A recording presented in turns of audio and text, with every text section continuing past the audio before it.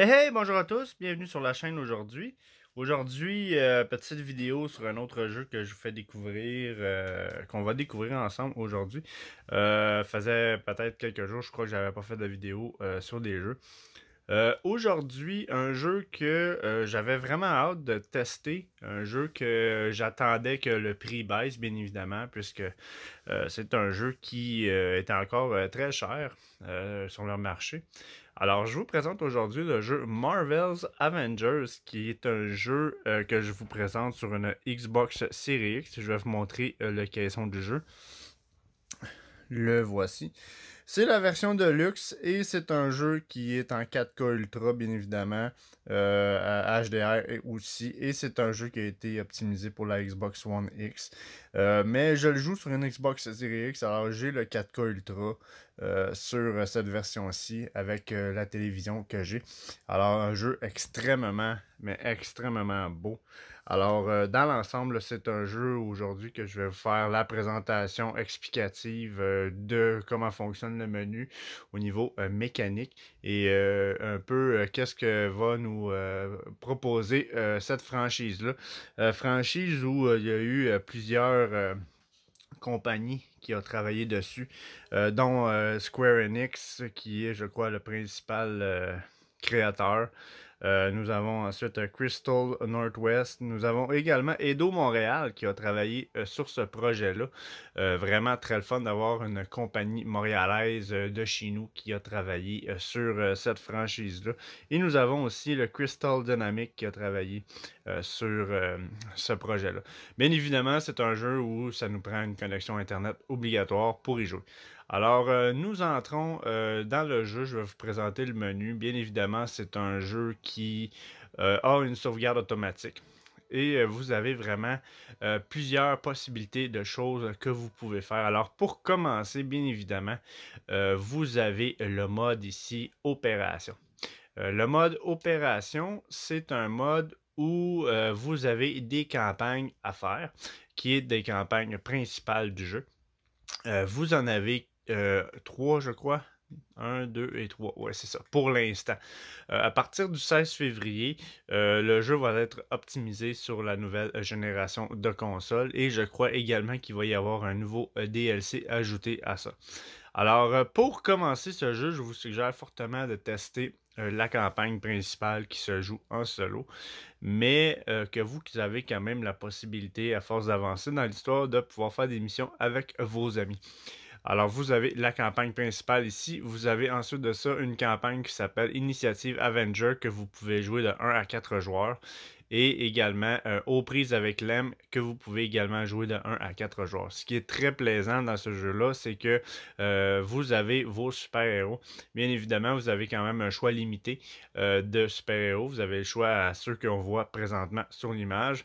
Mais ce qui est le fun dans ce jeu-là, c'est que vous pouvez vraiment farmer vraiment à l'infini vos missions en multijoueur pour pouvoir justement monter le niveau de ces personnages-là et leur équipement également. Alors ici, opération, c'est tout ce qui est solo, campagne, histoire. Ensuite de ça, vous avez initiative ici, qui est le mode multijoueur, qui est un mode quand même assez intéressant. C'est un mode justement où vous pouvez jouer avec vos amis et faire des missions à répétition en mode campagne et en mode multi-arcade que vous pouvez vraiment là, jouer dans les niveaux de difficulté que vous le voulez, tout dépendamment des niveaux auxquels vous êtes rendu, pour justement pouvoir maximiser le plus possible vos personnages. C'est vraiment très agréable de jouer avec ce mode-là. Alors, voici vos personnages actuels dans le mode multijoueur. Vous pouvez ensuite de ça faire une sélection. Vous avez beaucoup de tutoriels à ce jeu-là. Alors, le multijoueur, en fait, c'est pas compliqué. Vous avez votre terminal de mission ici.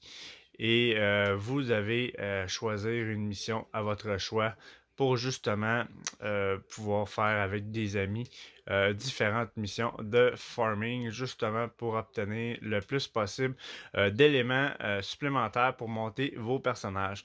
Alors, vous avez ici la table des missions. Oui, vous pouvez sélectionner, comme vous pouvez voir dans chaque onglet, vous avez un certain nombre de missions que vous pouvez aller faire. Vous pouvez également changer la difficulté. Et ça vous dit dans le bas qu'est-ce que vous allez dans l'ensemble looter pour vos personnages. Alors au niveau du multijoueur, c'est quand même assez simple.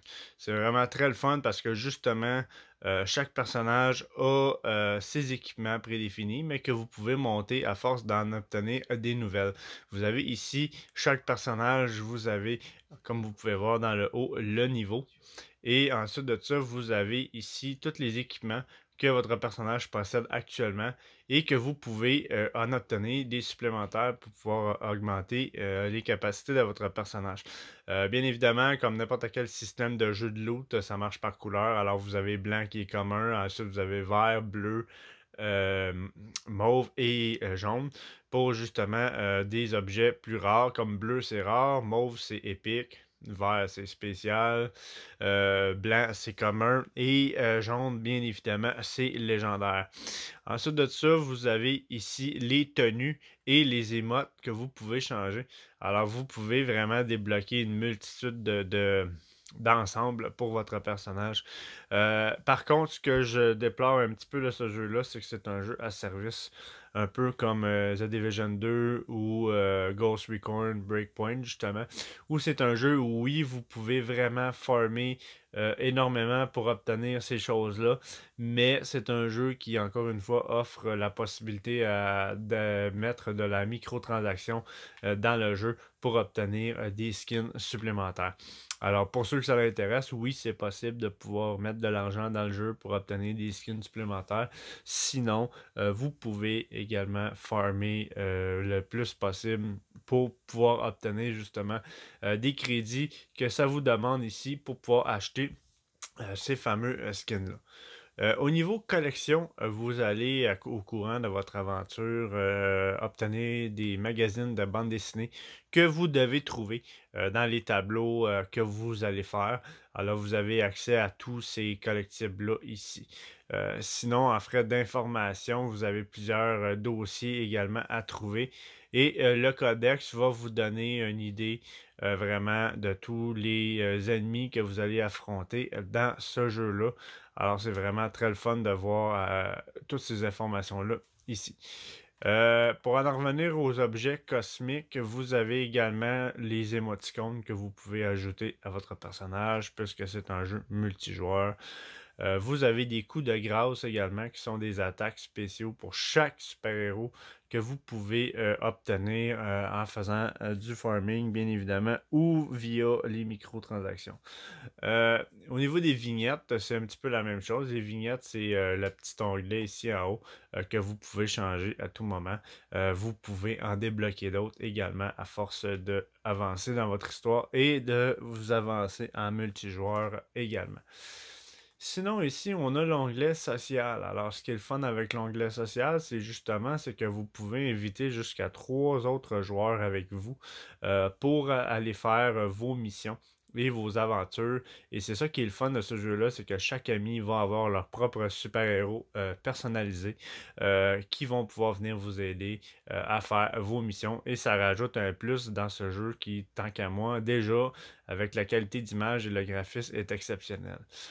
Ensuite de ça, ici, vous avez la carte des défis. Alors, chaque super-héros a une carte de défi que vous débloquez à force de monter de niveau avec votre super-héros. Et vous avez dans le bas ici des défis quotidiens ainsi que des défis hebdomadaires qui, ces défis-là, vous donnent des récompenses supplémentaires pour votre personnage. Alors, c'est vraiment très le fun. Sinon, ensuite de ça, dans l'onglet principal qui est objectif, vous avez ici les missions et objectifs que vous pouvez faire pour obtenir justement un maximum de récompense et de farming. Alors c'est très très très impressionnant. Et sachez que chaque objectif vous donne la possibilité de jouer avec tous les personnages puisque tous vos super-héros, vous devez les jouer et les monter. Alors, c'est vraiment très le fun d'avoir accès à cette possibilité-là. Alors, très, très, très agréable. On va retourner au menu principal du jeu et je vais vous montrer maintenant le mode campagne où j'en suis présentement. Ce qui est le fun avec le mode campagne, moi ce que je vous suggère fortement, c'est de faire les modes campagne avant de vous embarquer dans le multijoueur, tout simplement pour vous familiariser avec vos personnages. Bien évidemment, la campagne vous offre la possibilité de tester chaque personnage et vous allez les débloquer à force d'avancer dans l'histoire principale du jeu. Et c'est vraiment le fun parce que il y a des missions propres à chacun des héros qui vous permet vraiment de jouer chacun d'eux et de pouvoir maintenant prendre la décision à savoir quel super-héros vous allez préférer pour le multijoueur que vous allez faire avec vos amis. Bien évidemment, dans l'onglet ici en haut, vous avez jouer où on a ces trois options-là. Sinon, si on va dans l'actualité, juste ici, vous avez une panoplie d'actualités hebdomadaires, des défis et plusieurs informations qui vont vous donner au courant du jeu parce que c'est un jeu que la compagnie Square Enix continue de travailler dessus. Comme je vous le disais en début de vidéo, ce jeu-là va être bientôt optimisé pour la nouvelle génération. Et des nouveaux DLC, nouvelles missions vont être ajoutées à ça. Est-ce qu'il va y avoir des nouveaux personnages ajoutés? Je ne le sais pas. Tant qu'à moi, j'aimerais bien, puisque c'est un jeu qui est énormément rempli de potentiel.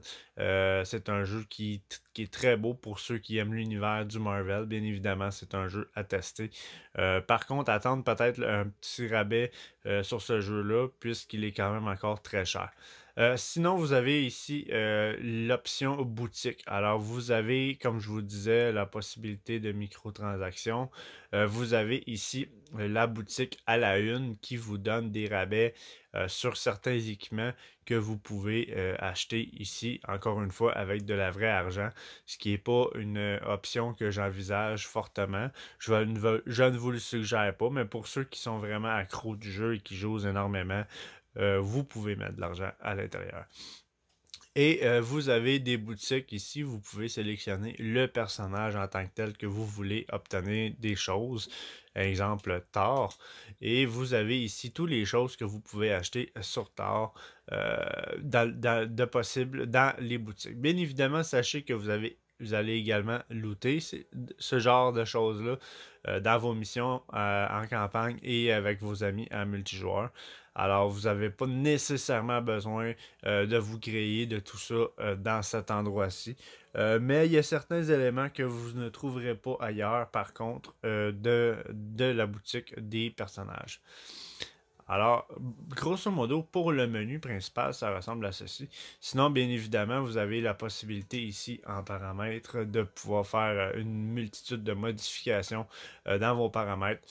C'est un jeu qui est traduit en français. Vous pouvez avoir les sous-titres si vous le voulez. Et c'est un excellent jeu, tant qu'à moi. Je vais vous montrer un petit peu où j'en suis, moi, dans ma campagne principale. Juste pour vous donner une petite avis, une petite vision globale du jeu au niveau graphique. Moi, j'ai vraiment adoré.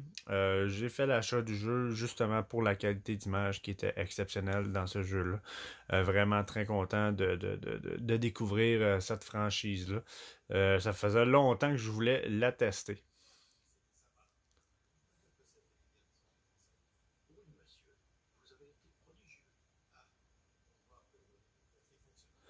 Bien évidemment, le jeu est quand même assez simple à comprendre.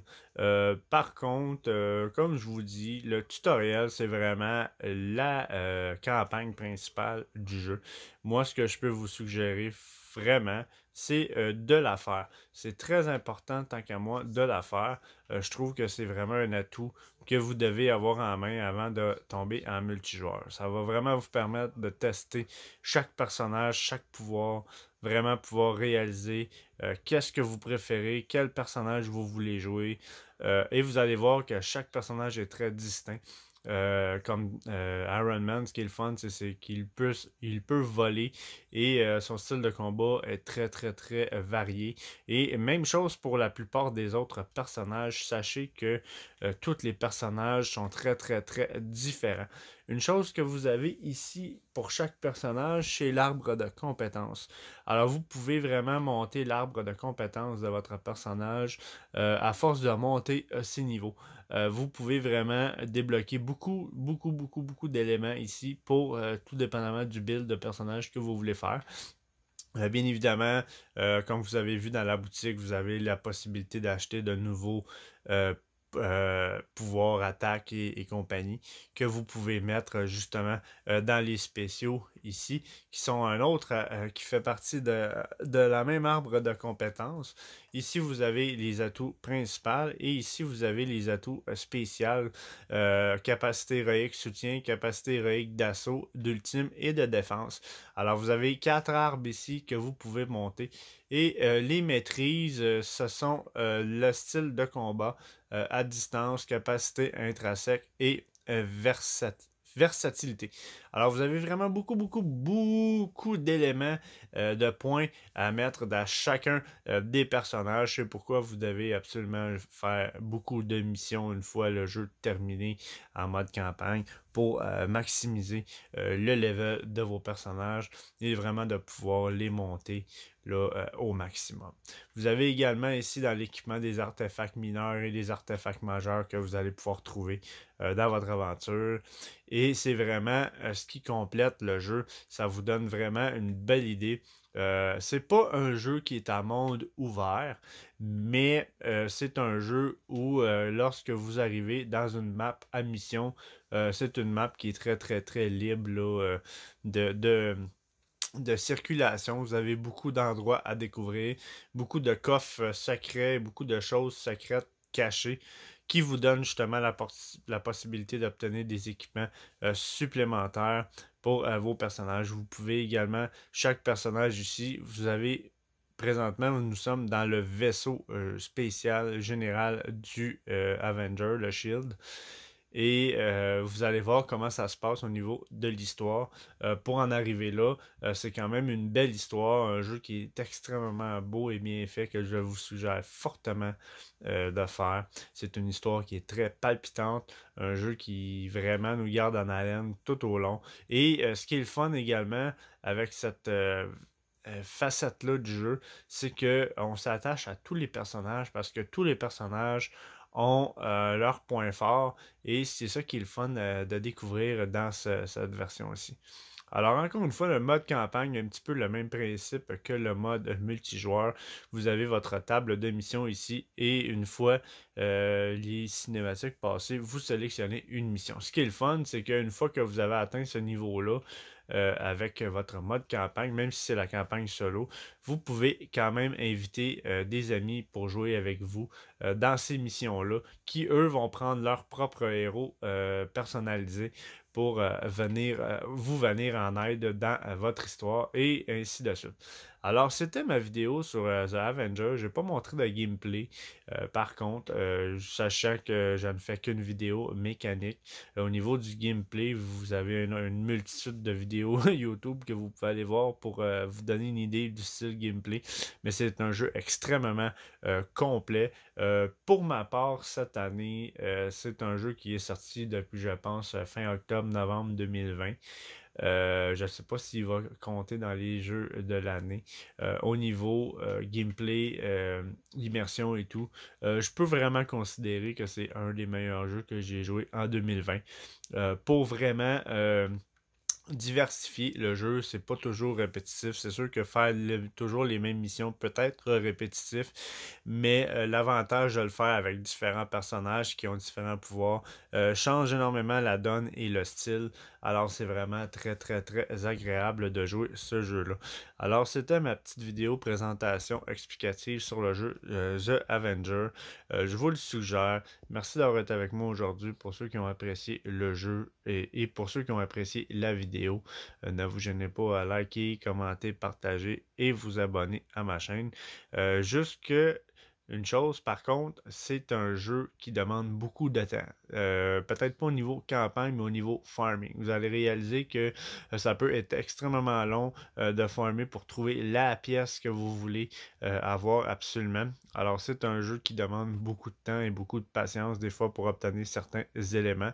Mais pour les grands joueurs et les grands fans de Marvel, c'est un jeu auquel vous n'allez pas vous ennuyer. Alors, merci d'avoir été avec moi. Gênez-vous pas à faire un petit pouce bleu et vous abonner. Merci beaucoup et je vous dis à la prochaine jusqu'au prochain jeu qu'on va découvrir ensemble. Au revoir.